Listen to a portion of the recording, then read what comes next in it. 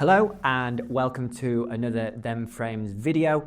In this one, I'm going to be sharing my favorite Lightroom alternatives so you can stop paying for Adobe and start editing your photos with a brand new, excellent photo editor. I have 4 options here for you, and I'm going to be targeting every type of user from the photography enthusiast, professional photography users, and also those looking for something cheap and free as well. Now, if you're wondering why you would want a Lightroom alternative, don't get me wrong, Adobe creates excellent photo editing software, but it's not for everyone. Some people don't like the user interface, and they especially aren't keen on paying a monthly subscription, which over time will end up costing you thousands of dollars. So in this one, my recommendations, they all offer what's called a perpetual license. Now, if you don't know what that is, essentially you pay once for the software and then you never have to pay for it again. And this can save you thousands and thousands of dollars in the long run. So with that, let's get into my top pick of the best Lightroom alternatives that you can start using today. So I want to share what I think is best for most users first of all, and quite honestly, after this selection, you may not want to continue watching and you may want to start using the software, and that is Luminar Neo. Now, I've been using Luminar Neo personally in my workflow for over a year now, and it's had several software updates throughout that time, and honestly, it just keeps getting better and better. It's a blend of AI tools with your standard photo editing functionality, so you can really push it as far as you want, or just use it as a simple tool to start editing your images. So I'm going to start with the AI tools first and foremost and share with you what you can do in pretty much no time at all with a few clicks of your mouse pad. The one that I'm using most often is the removal tool. Simply, if there's an object in my frame that I don't want to be there anymore, I just have to highlight it, and in a matter of seconds, it's gone and I can continue editing it. Now, in a recent update, Luminar Neo introduced the AI Assistant, and this is a cool tool for people who don't want to spend so much time messing with sliders and things like that. Instead, you can describe what you want your edit to look like to the AI Assistant, and it will take care of it for you. Now, it presents 3 options of the edit, and you can select your favorite one, and if you want, you can tweak things a little further from there. There's also a sky replacement tool, so if you're a landscape photographer, a travel photographer, and you're shooting in an environment where the sky's dull, or you just don't like the sky at all, you've got plenty of options to replace the sky and get a little bit more creative with what your final edit will look like. There's a relight tool as well, which lets you redirect where the light hits on your image. So if it's not quite where you want it to be, you can reposition it and it will relight the foreground, the background, or the middle of the image, whatever you prefer. And this can give it more of a dynamic, creative look as well. Now, in terms of just standard editing, all the usual players are there on Luminar Neo. You can use presets. There are LUTs to choose from with a lot of different styles from cinematic to retro. And you can start to really get the image and the feel of the image looking how you want, and then tweak it as well. Of course, you can change the exposure, the contrast, the clarity, the vibrancy, the saturation, color toning, curve tools. All of it is there. Anything you would expect to find on Lightroom, you will also find it on Luminar Neo. So there's very little it can't do. There's also some recent additions where you can upscale an image. So if you want to enhance the resolution of an image, say you want to print the photograph at quite a large scale, then you can do that with Luminar Neo. There's super resolution, and it really brings out more detail and gives you the option to print that image if you like. You can also upscale old images. Maybe you've got a black and white photograph and you want to turn it to color. You can do that with Luminar Neo. Maybe you want to remove dust and spots from an image. You can also do that with Luminar Neo. One of the reasons I really like it is for the user interface. Now, it's available for Windows, Mac OS, Chrome OS, and also Android and iOS. And there's a consistent design language throughout all of those operating systems. It's fun to use, it's modern, it's extremely responsive, it's fast as well. I'm using a 5-year-old MacBook Air M1, and Luminar Neo's running on there so smoothly, it's not even an issue. Another one that has come in is advanced search functionality. So instead of searching by file name, you can search by the description. Maybe you've got a bunch of flowers. You just want to search photos of yellow flowers. You just search yellow flower. Luminar Neo will do its magic and you can start editing. For file management, you can favorite your images, you can star them, put a little love heart on them, and then you can get rid of the ones that you don't want. I also like how things are categorized in the right-hand panel of Luminar Neo.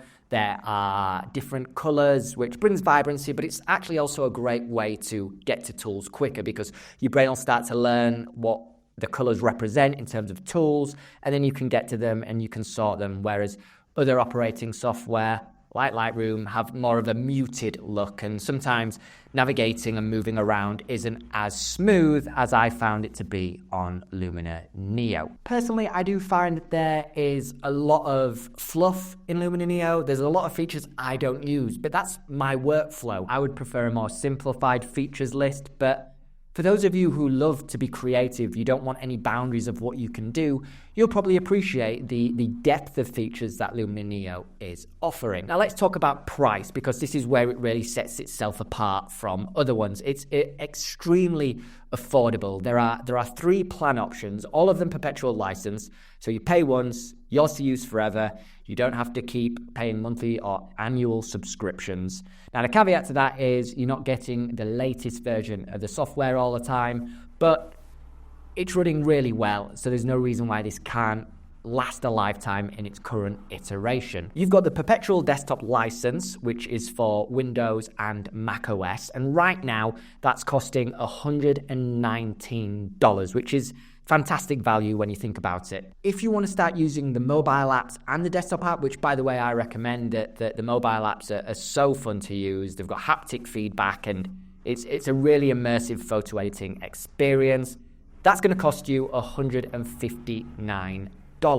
Then you've got the perpetual license, which is desktop, mobile, and access to the creative library, which is full of LUTs, presets, tutorials, ways to get more out of your image editing. That's going to cost you $179. And I should add, if you are using the desktop and mobile apps, Luminar Neo has recently added the cloud functionality. So that means if you start editing on your laptop, you can switch to your tablet or smartphone and continue the edit where you left off, and it's unlimited data storage. So it's great value for money, and if you're an enthusiast, someone who wants to get better at photo editing and take your work to the next level, then I'd say Luminar Neo. But it's not the only one. So the next one is Capture One, which I believe is the best photo editing software for professional photographers.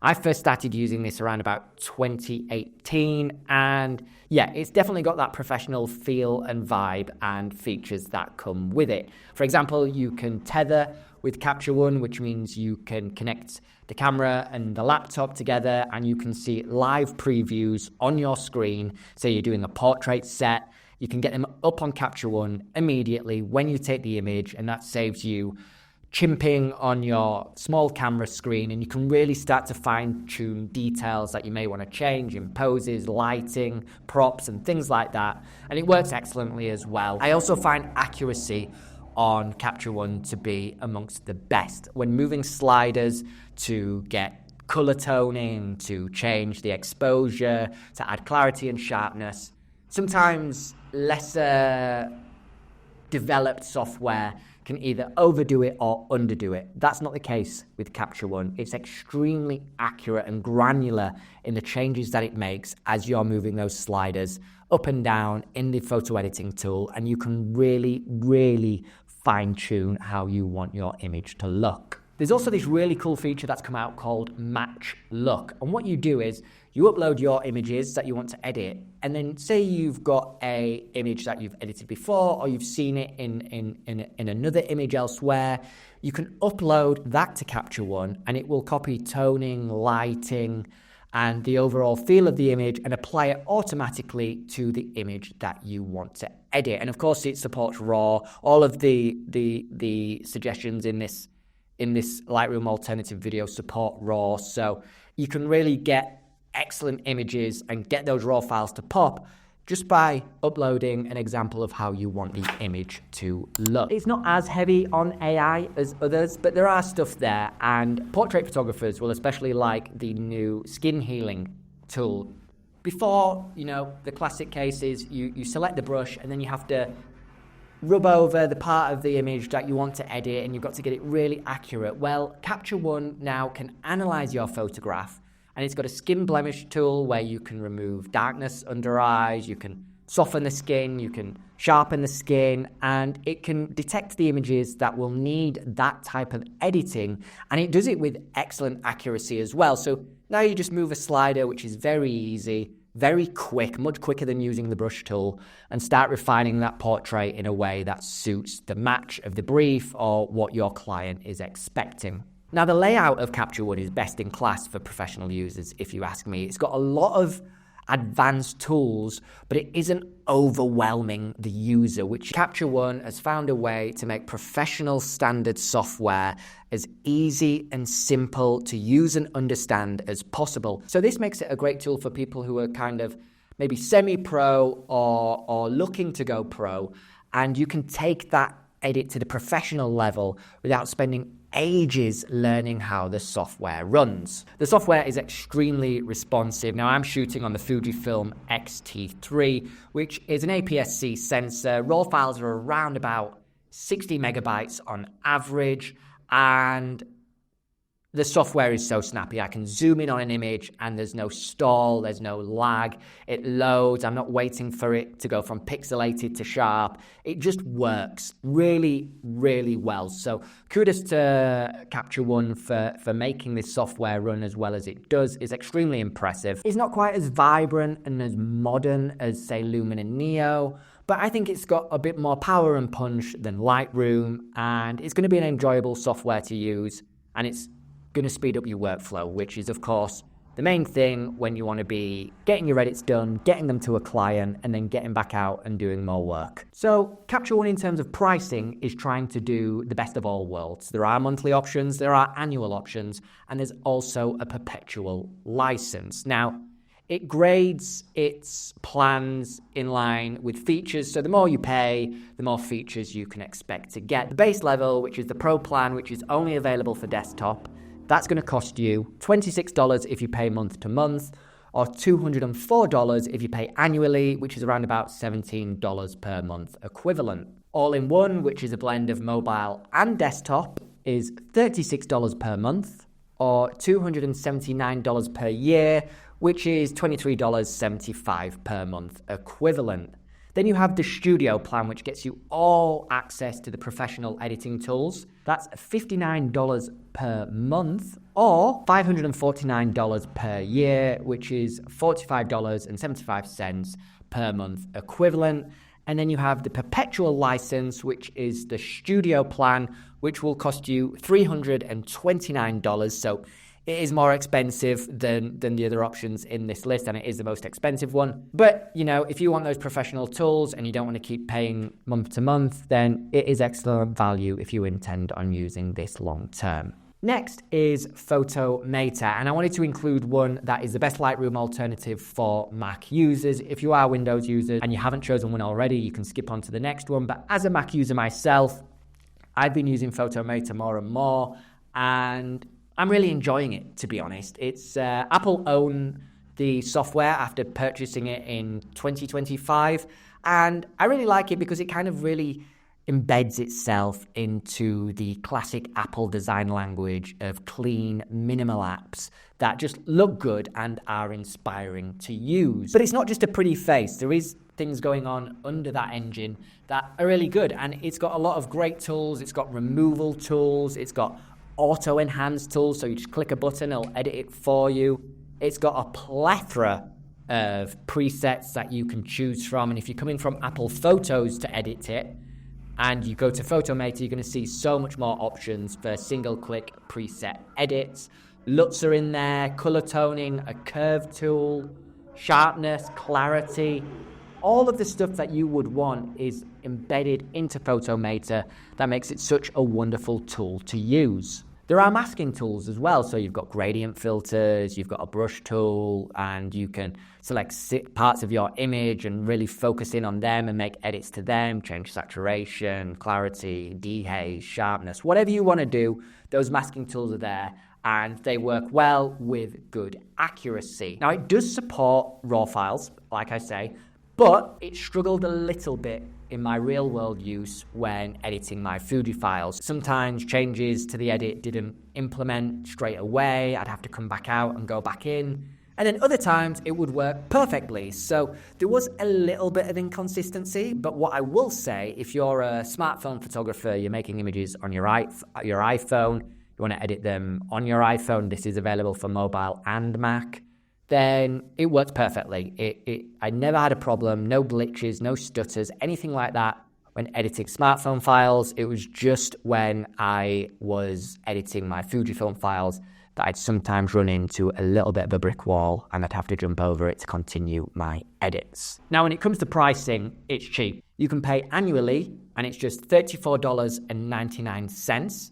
You can pay month to month and that's $7.99, or you can purchase a perpetual license for just $119 and it's yours to use forever. You get to trial it, so if you're not sure, then I would give it a go, see if it's for you. Like I say, there's nothing it can't do, and it's surprising for the price.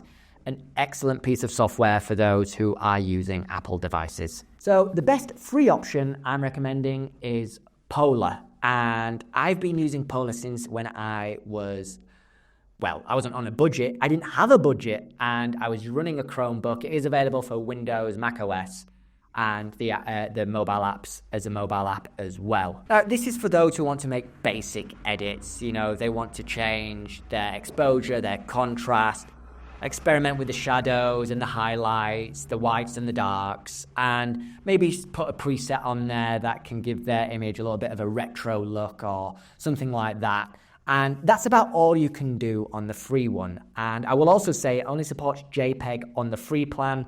The paid plan does support RAW processing, but yeah, for free users, these are those who just want to upload a JPEG, give the image a bit more oomph, and then be out of there, share it on social media, and be done with it. But as far as a free tool goes, it is excellent. It runs extremely well.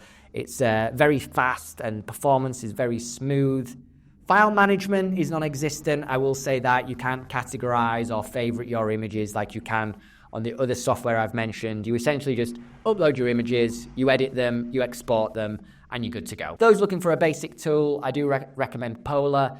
You can pay for the Pro plan, which is very cheap actually. It costs $47.99 per year, which is around about $4 a month equivalent, or you can pay month to month $7.99, and then, as I say, you get that RAW processing if you want to edit RAW files, and you also get some clarity tools and some sharpening tools and some liquefied tools as well, if that's your kind of thing. But if you're wanting to make kind of pro standard edits, this isn't for you. This is just for the hobbyist who wants something cheap and quick and give more life to the images that they're editing. Now, in terms of choosing the one that you want to use, I always recommend trying them out for yourself. You can take my word for it so far, but nothing beats your real-world experience. And all of these, as I said, is either a free plan, a free trial, or a money-back guarantee. So you can use them without pressure, and that's what I absolutely recommend that you do. As I say, my one-size-fits-all photo editor Lightroom alternative is Luminar Neo. It keeps getting better and better and better, and I'm sure that's going to continue, and it's super affordable and really fun to use. So I'll leave a link down in the description if you want to go and purchase that now. But I want to know, what is your favorite Lightroom alternative, or do you not want a Lightroom alternative at all? Are you quite happy with Lightroom? Let me know about your experience down in the comments, and let's get a conversation going. Also, guys, if you like this video, please do hit a like and subscribe. Tap the bell icon so YouTube notifies you when I next publish. But until then, I'm Dan. This is Them Frames. See ya.